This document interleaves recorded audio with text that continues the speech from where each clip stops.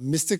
Kristol, were you in any way surprised that Donald Trump would run again, even after the poor showing of his favorite candidates in the midterms last week? No, he's wanted to run for president again since he lost the presidency and lost his effort to overturn the election on January 6th. And sure, his candidates didn't do as well as they might have. Denying the election, turned out the election deniers suffered defeats, and it turns out voters don't much like people who are interested in overturning elections. But Trump is an ambitious demagogue. He can put back, he thinks, he can sort of move away from the election denial and run on the things he ran on originally, nativism and a certain kind of authoritarian populism and so forth. So I think Trump doesn't think that these candidates whom he endorsed are as good demagogues, as successful demagogues, as effective demagogues as he is. But to become president, Trump has to win enough primaries and become the Republican nominee first. How good are his chances of pulling that off again? You know, I think it's maybe 50-50, but I think people who are counting him out are counting him out too early. I say this as someone who was skeptical in 2015, 2016, that he could win the Republican nomination.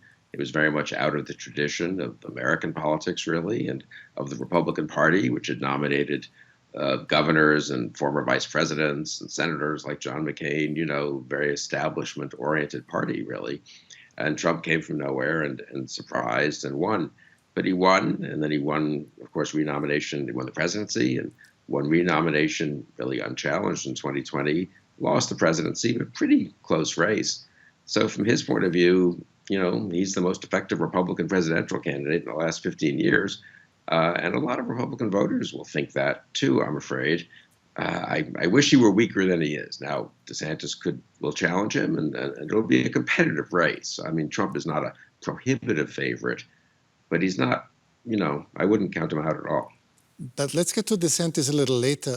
How is that still possible? Trump was defeated in 2020. He was twice impeached, basically tried to launch a coup d'etat on January 6th last year. He's almost drowning in criminal investigations and civil lawsuits, and most of his favorite candidates lost last week in the midterms. How can he still be the favorite Republican contender? It's a good question, and maybe he shouldn't be. And if he didn't have a real hold on his followers, a hold he's built up, though, over 5, 6, 7 years, he shouldn't be, yes. In a normal politics, if he were a normal politician, he would be, his race today would be viewed as quixotic or hopeless or just a vanity project. But he's a very effective demagogue. He has a real hold on some part of the party. We don't know how large it is, 30%, 35%. If you go into the way the primaries are set up here, if you go into the primaries with a good chunk of the party behind you, and if the opposition is splintered, you can win. And again, it's the degree to which he's reshaped the party is something people don't fully understand always. He's not a lone wolf demagogue who just floated above it for 4 years. He was president, he did his thing, and then he sort of goes away, you know, which is a possible scenario. He reshaped the Republican Party, and the Republican Party and the conservative movement, unfortunately, in my view, accommodated him, rationalized him, enabled him, defended him, even after January 6th. So they've rationalized him and defended him for so long. It's not that easy for them to just turn on him now when he says, hey, I'm the guy who won in 2016. I almost won in 2020. You got to stick with me, not some untested younger governor of some state who's never run nationally. Will his legal troubles become an obstacle for a new candidacy in 2024? Yeah, they could be. On the other hand, he can run even if he's indicted. It's not, you know, we don't have a system where you get disqualified or whatever. And look, he could get indicted in Georgia by a Democratic district attorney. I think she's proceeding in a legal way, but he will say this is the Democrats, the left-wing Democrats of Atlanta coming after me. If the Justice Department indicts him, again, they proceeded very carefully and cautiously, I would say. And I think the Attorney General is a genuine respecter of the rule of law. But he'll just say the Biden Justice Department is scared of me. Look, they've indicted me. If you're a shameless demagogue, you can turn some of these things to your own advantage. How big a problem can Florida Governor Ron DeSantis become for Trump? No, he's a big problem. I think he's the main challenger. And Trump benefited so much in 2016 from having a fractured field of opponents. So when Trump won 35% of the vote in some of these Republican primaries, he got all the delegates, as many of the primaries are winner take all. If DeSantis emerges as the clear alternative, that's a problem for Trump. And he's governor of a large state, and he won a big victory last week. And he appeals to a lot of the Trump supporters without all the Trump baggage. So he's the most likely to be able to beat Trump, but he hasn't been tested nationally. Other governors have looked impressive at this stage of our very long nominating process and haven't ended up being such great national candidates. And again, I just don't underestimate Trump as a kind of street fighting demagogue and his ability to tap into things, to say things that maybe DeSantis wouldn't even say, or to say them more in a more colorful way, in a way that he represents the grievances of all these voters who have voted for him twice. I mean, it cuts both ways, right? If you could say, well, they voted for him twice, they don't need him anymore, they can move on. And some voters think that. I've heard people say that. I voted for him before, but time for a change. I've heard other people say, you know what? He's the guy. He won in 2016. He reshaped American politics. He speaks for us. Give him one more shot. DeSantis is 45 years old. He can run in 2028, you know? So I think the conventional view among the pundit class, among the observers is, you know, gee, you think they're tired of Trump. They'll want a new generation. But a lot of Republican primary voters aren't that young, and they're loyal to Trump, and they could say, give him one more chance. If Trump manages to become the Republican candidate again, will he have a real chance of winning the White House again? Yes. I don't know that he would be favored. I think the Democratic nominee would be slightly favored over Trump. But look, this last election, which was a rebuke for Trump and sort of a rebuke, of disappointment for the Republicans, the Republican Party will still have won the national House vote. That is to say, the votes cast at all the House districts, 435 of them added up. Republicans are going to end up 2-3% ahead, at least, of the Democrats. The Republican Party has not been, this is unfortunate in my opinion, but has not been discredited in the eyes of half of America, maybe a little more than half. Trump puts a little more burden on people who want to vote Republican. But look at states like Georgia, where Herschel Walker, really a totally unqualified candidate, got 48.4, I think, percent of the vote. Now, 48.4 isn't 50, so you don't win with 48.4. But 48.4 is a lot of votes. Kari Lake in Arizona, really very Trumpy, probably the Trumpiest candidate in a swing state, got what, 49.5% of the vote. So the rebuke of Trump was pretty narrowly achieved in some instances. And Trump probably just thinks, you know, I can do better than these candidates. And look, there could be a recession. There could be all kinds of things could happen in the world. The Democrats could either renominate Joe Biden, who might seem old and problematic and has his own, you know, will have governed for 4 years and has all the scars that you get from governing, or they'll have a primary process, and that, who knows what that produces. So yes, I don't think it's.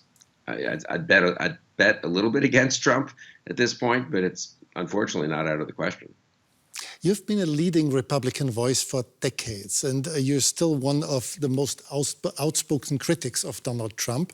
Why do you regard him as such a danger? Well, because he really is an authoritarian and has no respect for the rule of law, no respect for the traditional guardrails that have helped our democracy remain strong all these years, all these decades, centuries. And we saw that, obviously, after November 3rd, 2020, and in the run-up to January 6th, 2021. We saw all the things that people like me were most worried about. He tried to do. He didn't pull it off. But if Trump had another term, the kinds of people who would be in there, I think the notion that you follow the law, you respect your opponents to some degree, you're not just a demagogue about ethnic groups and about minorities. I think all of that goes out of the window. A Trump second term would be worse than a Trump first term. And a Trump first term did a lot of damage to American politics and society. And would Ron DeSantis be any better regarding their policies? You can barely see any difference between Trump and DeSantis. I think DeSantis would be less dangerous. I mean, the original demagogue is the most dangerous demagogue. DeSantis is a clever, disciplined politician who certainly says things I don't like and has policies I don't like and has an authoritarian streak, a bullying streak. But I think he's less dangerous than 4 more years of Trump. But I personally prefer a Democrat, but but we'll see what happens on the Republican side. In general, the midterms last week went much worse than expected for the Republicans. Why do you think was that? I mean, they went worse, but remember, they did win the House of Representatives with a lesser margin than people expected. They'll be down, it looks like 51-49 in the Senate.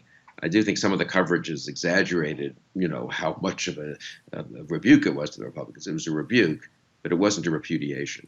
And I think what went wrong for them was a couple of things. The Supreme Court decision that overturned Roe v. Wade caused, in some states at least, made an awful lot of voters think abortion was on the line, and they preferred the Democratic point of view on that. And then Trump and the election denial, in particular the election denying, which I think Trump had his own reasons for promoting after he lost in 2020. And then, of course, it culminated in January 6th. And then he had reasons for keeping it going because it sort of made him a victim and not a loser. But voters did not like the notion that they would be electing people who might overturn the voters' judgment, their own judgment, in 2024. Whether Trump can walk away from that, whether he can sort of leave that behind and make it more sotto voce and not, part of his kind of, he doesn't talk about it as much, that's a big question. But in his speech announcing his candidacy Tuesday night, he downplayed the election denial. He's a pretty clever demagogue. Before the midterms, you were concerned that there could be unrest and chaos after Republican losses like on January 6th last year in Washington, and there could be new accusations of voter fraud. Why do you think that didn't really happen then? Yeah, no, that's good news that it didn't happen. There were a lot of preparations made. I think also some voters were educated about how the process works. And some of the Republicans who were interested in claiming fraud just lost by so much in Pennsylvania and other states that it just was not credible. So the good news is the system held, obviously, on January 6th. And I think there's been some strengthening of some of these guardrails over the last couple of years and going forward. So I think on that part of the authoritarian agenda, the authoritarians have had a setback. I think the guardrails of honoring election results are probably a little stronger than they were 2 years ago. To sum it up, the presidential election is 2 years away from today's state of things. Whom do you expect to be the most probable candidates for both parties? I mean, if you had to bet, you would say Biden and Trump.